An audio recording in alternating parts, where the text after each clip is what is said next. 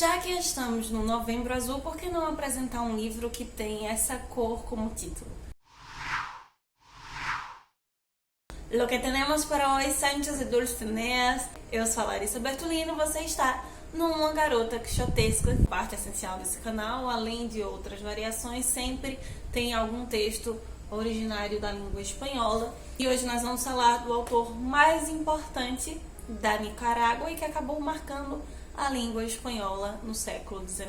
Em maio nós falamos do Campos de Castilha, do Machado, um dos representantes da geração de 98, que é a parte inicial ali do modernismo espanhol, da Espanha especificamente. E que devido à crise política social que aconteceu na Espanha em 98, esse grupo ia de encontro ao decadentismo que a Espanha estava passando, e nascidos ali na década de 98, né, enquanto grupo, enquanto movimento, esse grupo de artistas, tanto escritores quanto artistas plásticos, entre outras áreas da arte, eles criticavam o tradicionalismo da Espanha, que em certo ponto era um dos causadores do decadentismo em que o país se encontrava. Enquanto nós temos esse grupo, especificamente na Espanha, há um outro grupo em todos os países de origem espanhola, separados em alguns lugares distintos, mais fortes em determinados países,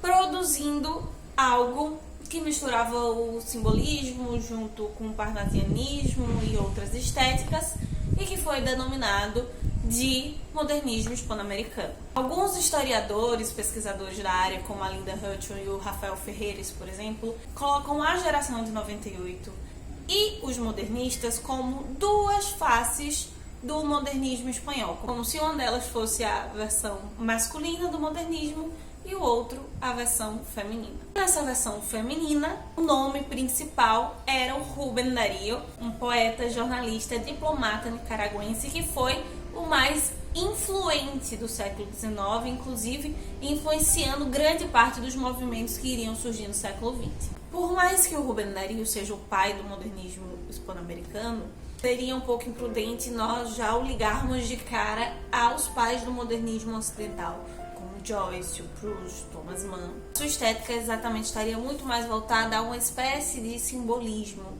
hispano-americano, onde o poeta seria esse ser narcisista em cima da sua torre de marfim, escrevendo sobre o mundo de uma forma muito específica de linguagem. No final das contas, acaba se parecendo muito mais a um ultrarromantismo francês do que necessariamente a um modernismo alemão. Apesar que esse ultrarromantismo francês também é o início do modernismo. Por isso que são consideradas facetas distintas de uma mesma moeda. O Rubén Darío e os modernistas hispano-americanos estariam em busca de uma revolução e um renascimento da linguagem e da estética. E para entender a importância de Azul, seria interessante citar dois lugares que são bem mencionados nesse texto e que acabam sendo espécie de totens para o modernismo no geral, especialmente em língua espanhola. Os modernistas hispano-americanos, assim como outros modernistas, tinham Paris como símbolo da cidade ideal. Os seus cafés, as suas frivolidades, o caráter cosmopolita e a máxima representação da burguesia mostravam traços e pontos importantíssimos para o modernismo. Enquanto que a geração de 98, como nós vimos em Campos de Castilha, do Machado, representavam através de Castilha e das regiões interioranas da Espanha a fragilidade, a profundidade e a melancolia. E no final das contas, tanto as características representadas por Paris ou representadas por Castilha-La Vieja acabam se unindo e se mesclando nos mais diversos modernismos ao redor do mundo. Só que Azul não vai ser publicado nem em Paris, nem na Espanha e muito menos em Nicarágua.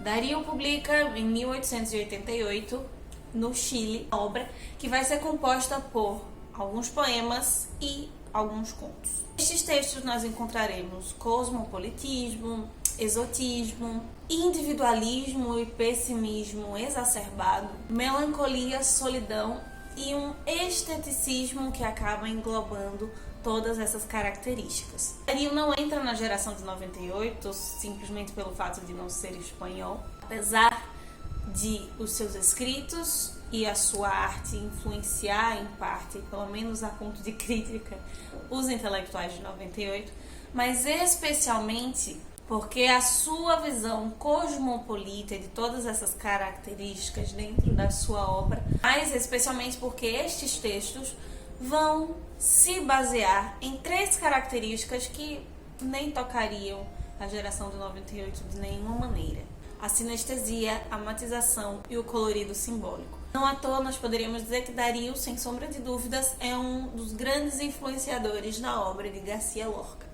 Lembra do Verde que te quiero verde, que nós falamos quando apresentamos La Casa de Bernarda Alba? Pois bem, como o próprio título já diz, essa mesma relação com as cores vai estar extremamente presente em Dario. No caso, o azul.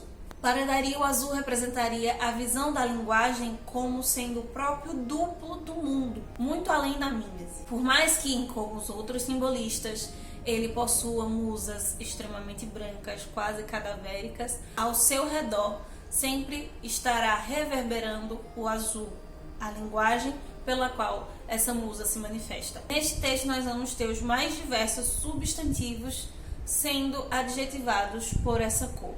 Dario nos apresentará, mesmo que simbolicamente, ainda em coisas materiais como, por exemplo, flores e borboletas azuis, mas especialmente nos conceitos abstratos, onde o seu simbolismo vai reverberar.